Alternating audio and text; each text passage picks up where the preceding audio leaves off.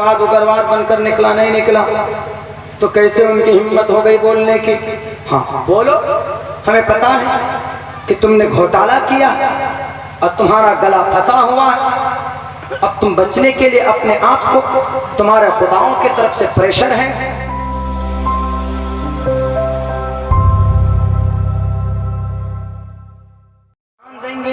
तो मुसलमान फौरन जज्बाती हो जाते हैं और मुसलमान सड़कों में निकल आएंगे, और सड़कों पे निकल के आएंगे तो जो किसान उधर अपना हक लेने के लिए बैठा हुआ तो वो कमजोर पड़ जाएगा वो आंदोलन। और हम कहीं कहीं पर कुर्सी के चक्कर में लगे पड़े हैं बंगाल में, तो हम वहां पर आहिस्ते आहिस्ते इधर मुसलमान दंगे में लग जाएंगे, खूब तशद्दुद होता रहेगा और हम दोनों मैदान जीत जाएंगे। इधर बंगाल जीत जाएंगे, उधर किसान को उनकी जगह से हटा देंगे। यही मकसद था ना। वसीम रिजवी साहब अपने खुदाओं को कह देना कि अब ऑफलाइन जमाना नहीं, अब ऑनलाइन जमाना हो गया। जब बता कर देखा कि वसीम रिजवी साहब तो उर्दू लिखना पढ़ना भी नहीं जानते ढंग से, अब अनाप शनाप बयान दे दे, किसके लिए कुछ मिला नहीं कुरान के ऊपर। और सुप्रीम कोर्ट ने भी कहा कि भाई अगर मैं इसी के ऊपर सुनता रहूं, आज तुम कुरान के खिलाफ लेके आ गए, कल कोई वेद के खिलाफ लेकर आ गया, कल कोई महाभारत के खिलाफ लेकर आ गया, कल कोई गीता के खिलाफ लेकर आ गया, तो हमको क्रिमिनल एक्टिविटीज अभी 3 लाख केसेस एक डिस्ट्रिक्ट के अंदर पेंडिंग है, पेंडिंग। एक लड़का था दलित का, 20 साल उसको सजा, यानी उम्र कैद की सजा 14 साल होती, पहले अब बढ़ा दी गई। 20 साल उम्र कैद की सजा काट कर तब हाई कोर्ट 20 साल के बाद उसके केस को खोलता और तब वहां पर जाकर सारा एविडेंस से सब कुछ जमा होता है, देखते हैं तो तब उसको हाई कोर्ट ये कहता है, इलाहाबाद हाई कोर्ट, कि ये नाम उसका कमलेश नाम था उसका, उस लड़के का, कि ये कमलेश, हम शर्मिंदा हैं कि आपको 20 साल आपको अपनी जिंदगी जेल के अंदर गुजारनी पड़ी। क्यों जनाब? तो क्या इसमें शर्मिंदगी की क्या बात है? उसने जुर्म किया, उसको सजा मिली, 20 साल उम्र कैद की सजा, 23 साल की उम्र में जेल में डाला था उसको, 43 साल की उम्र में जेल से निकला। जब वो निकला जेल के बाहर था, खड़े होकर दरवाजे पर था, तो उसको कोई लेने के लिए नहीं आया था। उसके फैमिली में कोई बचा ही नहीं था, उसकी माँ भी मर गई, उसका बाप भी मर गया, उसके 2 भाई का इंतकाल हो चुका था, एक ही भाई बचा था, वो भी बीमारी के हालत में अपने घर पे था। उसके जमीन बेच दिए गए थे, उसके केस की पैरवी करने के चक्कर। लेकिन आपको ताज्जुब होगा कि इस हाई कोर्ट ने क्यों कहा कि कमलेश हम बहुत शर्मिंदा हैं, तुम्हारी 20 साल की जिंदगी जेल के अंदर गुजरी। क्यों? हाई कोर्ट ने ये लिखा कि हम इसलिए शर्मिंदा हैं कि तुम्हें 20 साल जेल में उस जुर्म की सजा में तुम्हें गुजारनी पड़ी जो जुर्म तुमने किया ही नहीं है आज तक। बताइए, 20 साल जेल में रहा और जो सजा उनको दी गई जिस गुनाह की वजह से, वो गुनाह उसने कभी किया ही नहीं था। बाद में एक्सेप्ट की। सुधारो इन लॉ एंड ऑर्डर को, इनको मैनेज करो, इनको मेंटेन करो। गद्दी पर बैठे हैं हमारे सेवा के लिए, आप बने हैं 5 साल के लिए, हम हमेशा से हैं, पैदा हैं और मरते दम तक रहेंगे, हमारी शान बाकी रहेगी। और आपको बिठाया जाता है मासूम मजलूमों को जेल में डालने के लिए नहीं। कहां से लाकर दोगे उनकी 7 एकड़ जमीन? कहां से लाकर दोगे? उनकी माँ, उनके बाप, उनकी फैमिली, उनकी इज्जत, उनकी नौकरी कहीं नहीं लग रही। 20 साल की जिंदगी ऐसी नहीं होती है। सारे करप्ट नेता मिलकर भी, और सारे ये जितने भी सिस्टम डैमेज हो चुका है, जितने भी अफसरान लोग हैं, मिलकर भी अगर उसकी 1 साल जिंदगी की कीमत अदा करना चाहे तो नहीं कर सकते। मेरे भाइयों, मेरे साथियों, मैं इसलिए आपको बोलता हूं, उस बेचारे को उसको का खा ABCD भी पढ़ना नहीं आता। स्टाम्प पे उसका मोहर अपने हाथ से लगाया वो, और फिंगरप्रिंट कहीं और लगाना था उसको तो वहां लगा दिया। उसको क्या पता, उसको जेल पे उठाकर लेके गए। गांव वालों ने सोची समझी साजिश के तहत, यानी जो मुजरिम था, जिसने रेप किया था, रेप करके जिसने मारा था, तो उसने वो आदमी मिल गया लड़की वालों के साथ और लड़की वालों को ये कहा कि तुम बयान दे देना कि मेरी बेटी के साथ कमलेश ने ऐसा किया, और कमलेश से दुश्मनी थी उस रेपिस्ट के बाप की। अब एक बयान में गलत बयानी करके अंगूठा डालकर उसको डाल दिया। अगर बच्चा पढ़ा लिखा होता तो अंगूठा छापने से पहले, अंगूठा देने से पहले, सिग्नेचर करने से पहले पढ़ा लिखा होता तो पढ़ता कि भाई इस एग्रीमेंट में क्या लिखा है, इस स्टाम्प पे क्या लिखा है। पुलिस प्रशासन तो इतनी करप्ट हो गई कि असल मुजरिम को छोड़ देते हैं। मौलाना अब्दुल्ला जैसे मौलाना कहीं दिखे सूफी जी टोपी और दाढ़ी वाला, बस फौरन चेकिंग शुरू हो जाती और फौरन मौलाना चलिए जरा आप थोड़ी देर के लिए वहां बैठिए। हमारे मासूम लोगों को पकड़ पकड़ कर जेलों में डाल देते हैं और जो मुजरिमीन होते हैं वो दंदना के घूम रहे हैं। अगर हमारा बच्चा पढ़ा लिखा होगा, अगर हमारा बच्चा तालीम याफ्ता होगा, तो हम इन फिरका परस्त ताकतों का मुकाबला कर सकते हैं मेरे भाइयों। नहीं तो गाजर मूली के तरह काटने की तैयारी है। भारत के अंदर माइनॉरिटीज को आप क्या समझते हैं? किसान बिल, CAA, NRC, तलाक बिल, एक डेमो है, डेमो एक ट्रेलर है। आप पढ़िए रिपोर्ट, अंदरूनी रिपोर्ट। हजरत मौलाना अरशद मदनी साहब दामत बरकातुहुम का बयान भी है इसके ताल्लुक से। उन्होंने कहा कि अब इस भारत के माइनॉरिटी को लाए अमल तैयार करना होगा। अपने बच्चों को IPS UPSC की तैयारी करवानी होगी, अपने बच्चों को वकालत LLB कराना होगा, अपने बच्चे को जुडिशरी डिपार्टमेंट में भेजना होगा, अपने बच्चों को दुनियावी तालीम से आरास्ता करना होगा। क्यों नहीं करते हैं हम? अगर हमारा कोई मामला केस सामने आता है, हम कोर्ट में जाते हैं तो वहां पर हमारे बच्चे नजर नहीं आते, वहां पर कोई अब्दुल रहमान नाम का कोई वकील नहीं मिलता, वहां पर कोई अब्दुल रहीम नाम का वकील नहीं मिलता। क्यों नहीं मिलता?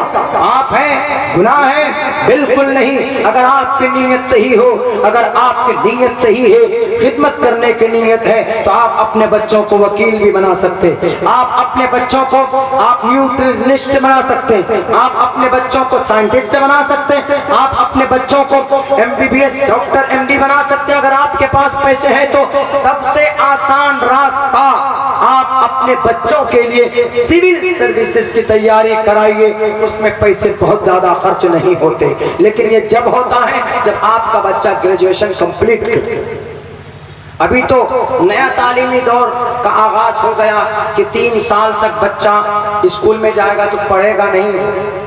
जो नया शिक्षा कानून लागू हुआ है उसमें यह कि 3 साल तक छोटा बच्चा स्कूल में पढ़ेगा नहीं, वो जाकर खेलेगा कोरोना के तरह। जैसे कोरोना स्कूल में 5 दिन तक खेलता है और 2 दिन बाहर हो जाता है।